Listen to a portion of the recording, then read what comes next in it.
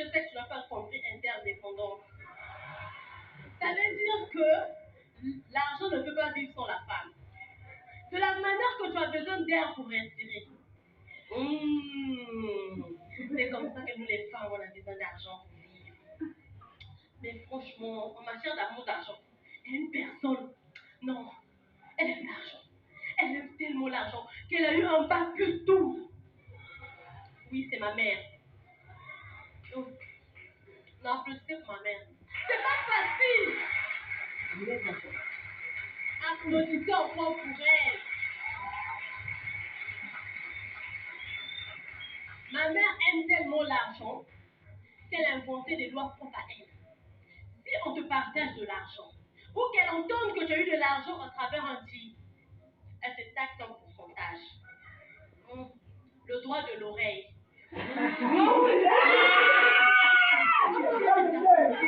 Morale, physique et spirituelle, faut lui donner. Un jour, mon père a commis la maladresse d'oublier son salaire dans la poche de sa veste. Et Dieu. Et comme par magie, ma mère est tombée dessus. Miracle. Et c'est arrivé. Elle a pris 90% et elle a laissé que 10%. Mon père est rentre, il trouve ça furax, il est fâché. Et il dit à ma mère, pourquoi tu m'as laissé que 10%? Elle dit, hein?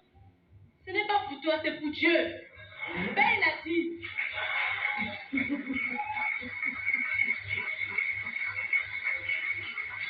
Bon, mettez-vous maintenant à la place de mon père. Mon père était tellement colère qu'il a convoqué une réunion de famille. Même le pasteur était invité. Et on donne la parole à ma mère. Mais qu'est-ce que tu as contre les chefs d'accusation qui sont levés contre toi? Ma mère, elle s'élève avec assurance. Genèse 3, verset 16. Les besoins de la femme seront portés vers son mari. Et comme la femme c'est le contraire de Dieu, Dieu prend 10%, la femme bouffe 90% de l'argent de l'homme. J'ai menti les filles. Qui suis-je pour ne pas obéir à la parole de Dieu? Ma mère ne joue pas avec l'argent. Quand elle veut t'envoyer faire des courses, elle appelle d'abord le marché pour vérifier les prix. Oui. Parce qu'elle ne voudrait pas entendre qu'elle t'a donné un surplus et que par malchance, tu as fait tomber 50 ou 100 francs. Elle ne peut pas supporter ça. Elle va te frapper, te bastonner jusqu'on ne va pas reconnaître ton corps. Une fois, j'ai commis la maladresse de ne pas donner, remettre la monnaie à ma mère. Et je pensais qu'elle a oublié.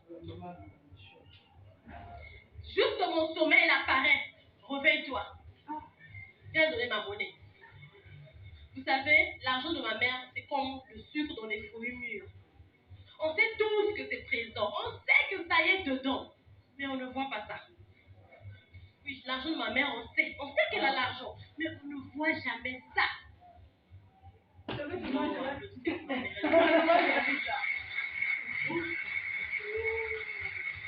Et un jour, les gens qui n'aiment pas leur vie, on annonce à ma mère que le voisin qui lui devait a fait une crise de tension, qu'il est dans le coma. Imaginez la suite. Ma mère aussi contre-attaque, elle rentre en jeûne de prière de 72 jours. Et elle rendait visite aux malades matin, midi, soir. Et le 73e jour, le voisin s'est réveillé. La première phrase qu'il a entendue, maintenant que tu es au pays, ben, il m'a dit.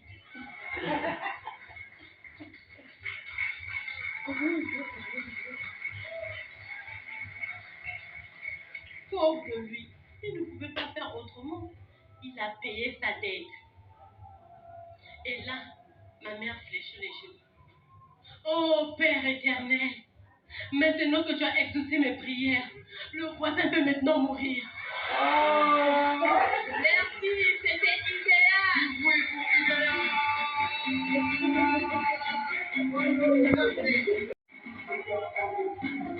Bonsoir à tous. Bonsoir messieurs. Bonsoir messieurs. Mesdames, je m'adresse pas à vous. Chers frères, ce soir, je suis venue vous aider. Différemment aux filles qui ont l'habitude de s'agresser, de vous agresser là, aujourd'hui je suis venue vous aider. Parce que ça me fait mal. Oui, très mal. De voir des couples se séparer à cause d'un petit détail que les hommes ignorent sur les femmes. Non!